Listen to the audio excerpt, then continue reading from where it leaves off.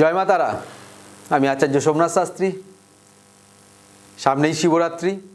এই যে শিবরাত্রি 15ই ফেব্রুয়ারি 2026 শিবরাত্রি পড়েছে, রবিবার দিন। শিবরাত্রি নিয়ে মানুষের মধ্যে কিন্তু এবারে প্রচণ্ড কনফিউশন কাজ করছে। কোন দিন আমরা উপবাস করব, কারণ রবিবার এবং সোমবার দুদিন শিবরাত্রি পড়েছে। কোন দিন বাবার মাথায় জল ঢালবো। সোমবার হচ্ছে বাবার বার, সবাই এমনি সোমবার করে উপবাস করে না, প্রচুর মানুষ আছেন। সেই জায়গা থেকে আপনাদের মধ্যে অনেক মানুষ আছেন যাদের প্রচুর পরিমাণে কনফিউশন এবারে শিবরাত্রি নিয়ে কাজ করছে।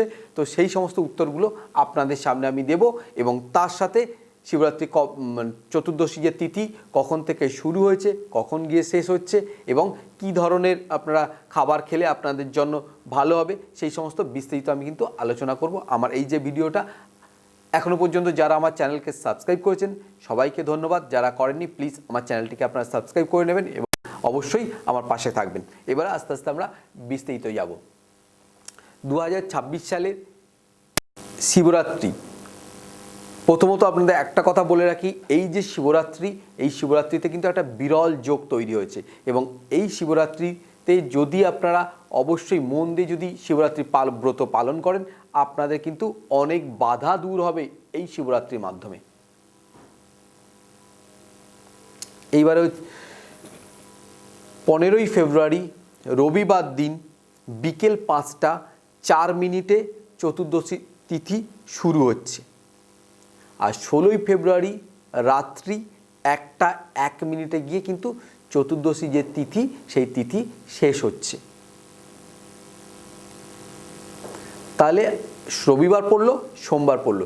এবারে উপবাসের যে ব্যাপারটা আছে, উপবাস হচ্ছে যে তিথির যে সময় আছে, সেই তিথির সময় যখন থেকে শুরু হচ্ছে, রবিবার দিন তিথির সময় শুরু হচ্ছে বিকেল 5টা 4 মিনিট, তখন থেকে আপনারা উপবাস করতে পারেন, এবং রাত্রিবেলায় তারপরের দিন রাত্রিবেলায় মানে 16 তারিখ রাত্রিবেলায় সোমবার দিন 1টা 1 মিনিটে গিয়ে শেষ হচ্ছে। এই সময়টা আপনারা পুরোটাই উপবাস করতে পারেন, বা যারা নিরামিষ খেতে চান নিরামিষ খেতে পারেন।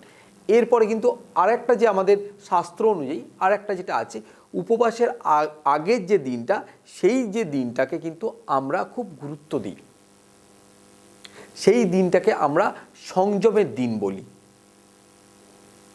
সেই দিনটা মানে রবিবার দিন যদি আপনি নিরামিষ খেতে চান, রবিবার দিনটাও কিন্তু আপনারা উপবাস যদি করতে চান, তাহলে সেটা খুব ভালো। রবিবারও আপনারা উপবাস করতে পারেন, এবং পুজো দেওয়ার পরে সোমবার দিন গিয়ে আপনারা উপবাস ভঙ্গ করতে পারেন, সেটাও কিন্তু আপনাদের জন্য ভালো। এবারে আপনাদের শারীরিক যে কন্ডিশন আছে, যারা ওষুধ খান, সেই যে সমস্ত মানুষ যারা বয়স্ক মানুষ আছেন, তাদের শারীরিক কন্ডিশন অনুযায়ী কিন্তু করবেন। আপনি সুস্থ থাকলে তাহলেই কিন্তু আপনি ব্রত পালন করতে পারবেন। এই জিনিসগুলো একটু আপনাদের মেনটেন করে নিতে হবে।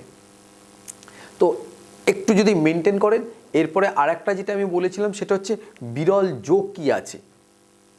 এই 2026 সালের মহাশিবরাত্রিতে সর্বার্থ সিদ্ধি যোগ তৈরি হয়েছে, এবং তার সাথে শ্রবণা নক্ষত্র এক বিরল সংযোগ তৈরি হয়েছে।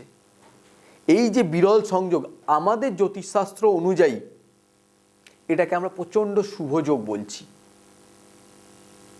এই যোগে যদি আপনি মন দিয়ে শিবরাত্রি ব্রত পালন করেন, তাহলে আপনাদের জীবনের যে সমস্ত বাধা বিঘ্ন আছে, যে অবস্ট্রাকেলগুলো আপনাদের এতদিন ধরে হচ্ছে, আপনাদের কর্মক্ষেত্রে যে সমস্ত বাধাগুলো আসছে, সেই জায়গাগুলো থেকে কিন্তু আপনারা অবশ্যই মুক্তি পাবেন।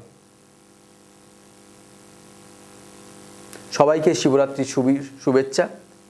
ভিডিওটি ভালো লাগলে অবশ্যই লাইক করবেন এবং শেয়ার করবেন, অপরজনকে দেখতে সাহায্য করবেন। সবাই ভালো থাকুন, সুস্থ থাকুন। নমস্কার।